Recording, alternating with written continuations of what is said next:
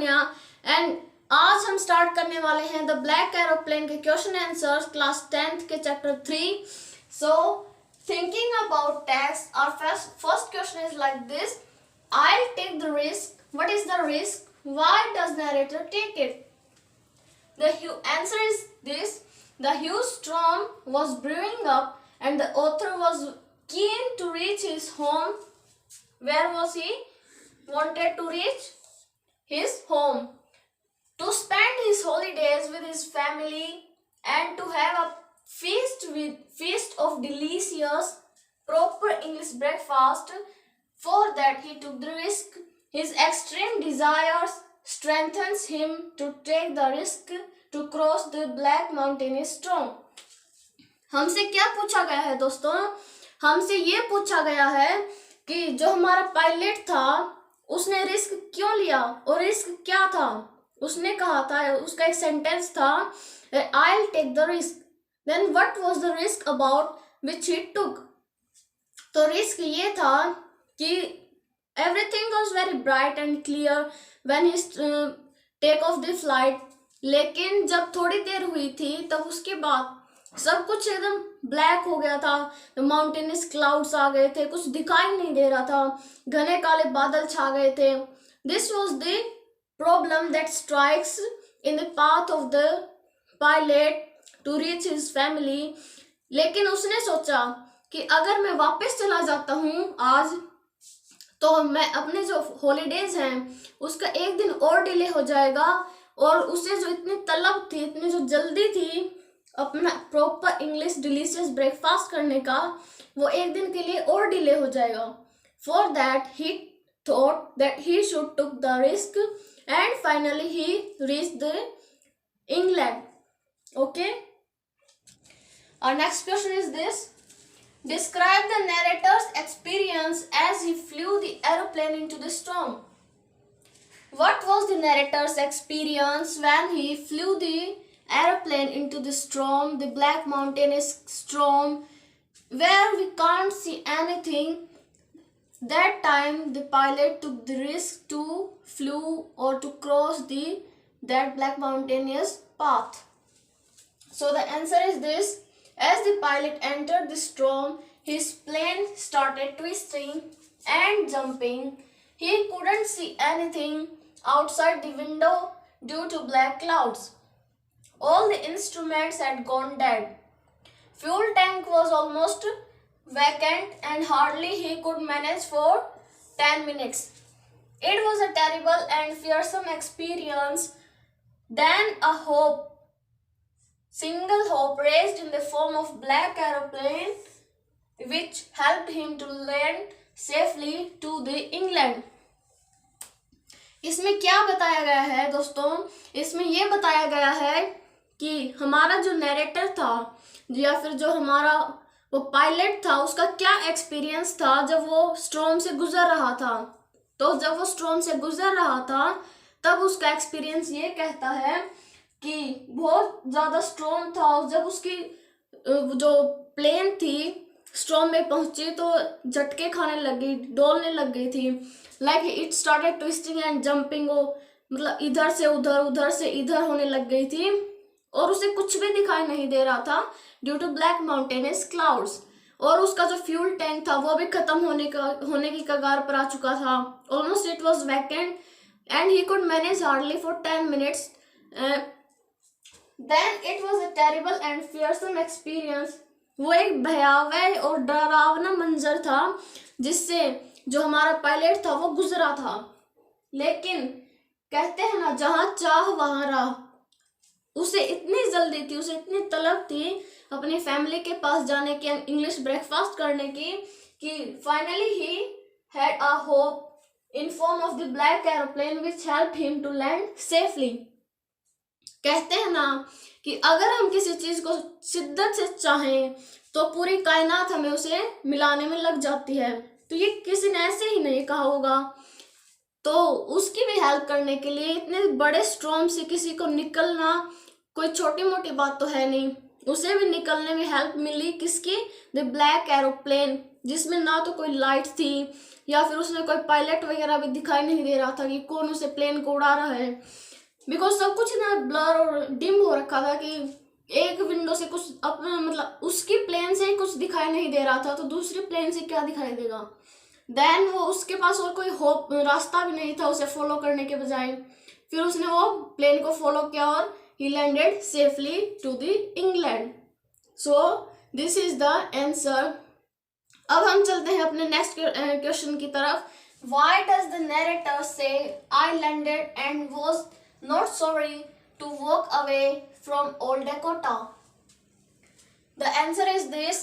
The narrator had landed at unknown place as his compass and radar had gone dead. He wasn't scared to leave the plane unattended and go to the control center to inquire about the mysterious plane which helped him to cope up with the devastating circumstances. What is asked in the question that जो हमारा pilot था उसे डर क्यों नहीं लगा कि वो प्लेन को छोड़कर जा रहा है. Why the narrator said that I landed and was not sorry to walk away from the old Dakota. वो प्लेन जब उसकी प्लेन लैंड हो गई थी तब वो उसे छोड़कर कहाँ जा रहा था और वो सॉरी क्यों नहीं था उस बात के लिए. बिकॉज वो जब वो सेफली लैंड हो चुका था एक मिस्टीरियस एरोप्लेन के द्वारा हेल्प करने के बाद, तब उसे ये पता नहीं चल रहा था कि वो कहाँ लैंड हुआ है जब तक कि उसने कंट्रोल सेंटर में जाकर पूछा नहीं, इंक्वायर नहीं किया था कि वो कहाँ है. तब तक it was a mystery that where he had landed. But when he go to the control centre and inquired that where I had landed, then he came to know that it was the England and it was his only plane which was seen in the devastating circumstances in the black mountainous clouds which was crossing it. He wasn't scared to leave the aeroplane unattended and go to the control center to inquire about the mysterious plane. उसे इसलिए डर नहीं लग रहा था क्योंकि उसने जो ओल्ड डेकोटा थी वो सेफली लैंड कर ली थी और अब वो पूछने जा रहा था अपने पैसेंजर्स की सेफ्टी के लिए, अपनी सेफ्टी के लिए कि हम कहाँ लैंड हुए हैं. सो ये था हमारा आंसर कि उसने एक बहुत ही मतलब डिवास्टेटिंग मीन्स बहुत ही ज़्यादा डरावनी भयावह, जिसको हैजार्डस कंडीशंस बोलते हैं ना, जिसमें हमें पता भी नहीं चलता कि अचानक से भूकंप आया और चला गया, ऐसी एक कंडीशन थी जो ब्लैक माउंटेनस क्लाउड्स ऐसे स्टॉर्म में उसको निकलना पड़ा. उसमें एक मिस्टीरियस जो किसी को नहीं पता था कि वो कहाँ से आई है एरोप्लेन, उससे हेल्प मिली और वो वहां तक पहुंच पाया. Now moving towards our next question. What made the woman in the control centre look at the narrator strangely? The answer goes like this. The woman stared him in a strange manner because the pilot was inquiring about a mysterious plane which helped him to cope up with the devastating circumstances of the situation. He wanted to thank the pilot of the plane who made him escape from the storm. But no other plane was visible by the control center in such a harsh or bad weather. For that, the woman gave him a strange glance. क्या कहा गया है इस question में? इस question में ये कहा गया है कि जो कंट्रोल सेंटर में जो लेडी बैठी थी, जो वुमेन बैठी थी, जब हमारे पायलट ने उसे जाकर पूछा कि जो एक ब्लैक एरोप्लेन थी वो कहाँ है, उसके पायलट कहाँ है, जिसने उसकी हेल्प की थी, जो हमारे पायलट थे या जो हमारे नरेटर थे, तब जो लेडी बैठी उसने स्टेयर किया, हाँ ऐसी भी कोई प्लेन थी जिसने आपकी हेल्प की थी, लेकिन हमें तो आपके प्लेन के अलावा और कोई प्लेन दिखाई नहीं दी थी. ये सुनने के बाद जो नरेटर था या जो हमारा पायलट था वो थोड़ा सा शॉक हो जाता है. He was shocked by listening that answer and that glance of the lady, the strange glance of the lady, like हाँ और कोई भी प्लेन थी. ये सुनने के बाद वो थोड़ा सा शॉक हो जाता है कि कौन हो सकता है जिसने उसकी हेल्प की थी, बिकॉज वो तो ये चाहता था कि जिसने उसको एस्केप करने में मदद की थी वो उसे थैंक करे. He wanted to show the gratitude, or he wanted to pay his gratitude towards that person, towards that pilot who helped him to cope up with the situation. But no other plane was visible in the harsh or bad weather. Due to that, the woman gave him a strange glance. For that, the pilot becomes somewhat shocked. Now, moving towards our next question. Who do you think helped the narrator to reach safely? Discuss this among yourselves and give reasons for your answer. तो ये एक ऐसा question है जिसके बहुत सारे answers हो सकते हैं. पर्सन वाइज अलग अलग ओपिनियंस हो सकते हैं. पर्सन वाइज डिपेंड करता है कि उनके क्या थॉट्स हैं. वो इस जो स्टोरी है, ओपनली एंडेड स्टोरी, इसके बारे में वो क्या सोचते हैं. हर व्यक्ति की गहराई से सोचने की क्षमता अलग होती है. So you have to discuss among yourself. अपने आप से पूछना है. You have to ask from your conscience that what could be the possible answers और what could be the reliable answers for this question. Till then आप मेरे answer सुन लीजिए और अपने आंसर कमेंट बॉक्स में कमेंट करके बताइए कि आप क्या सोचते हैं कि इसका पॉसिबल आंसर क्या हो सकता है. So the answer of my opinion is this: it was pilot's own conscience which helped him to tackle the situation. There was no plane out in that stormy night, so surely he might be hallucinating. It was his own capability.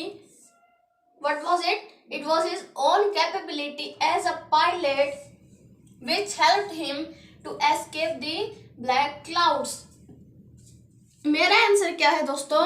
मेरा answer ये है कि जो हमारा pilot था, जब उसे training मिली थी, उस टाइम जो उसे ट्रेनिंग मिली थी उसके भरोसे पर, उसके दम पर उसने अपने आप से ही उसकी जो कैपेबिलिटीज थी उनके दम पर उसने वो स्टॉर्म क्रॉस किया था, उसे टैकल किया था, वो जो सिचुएशन में आया था उसे कोप अप किया था. It was his own conscience which helped him to tackle the situation. वो उसके मन की दृढ़ता थी, वो उसके मन की शक्ति थी, या फिर जो हम कह सकते हैं कि वो उसकी खुद की थिंकिंग्स थी, इमेजिनेशंस थी कि वो कैसे उसे कोप अप करेगा ये सिचुएशन. तो उसमें जो श्योरली हो सकता है कि वो हेलुसिनेट भी कर रहा हो, कि उसे सिर्फ इमेजिनेशंस आ रही. हेलुसिनेशन क्या होता है कि जिसमें एक पर्सन कुछ सोचता है उसी के हिसाब से वो अपना एक्ट भी करता है. सो ये हमारा आंसर था इस क्वेश्चन का. सो हमारा ये क्वेश्चन आंसर का जो वीडियो है ये यहीं एंड होता है.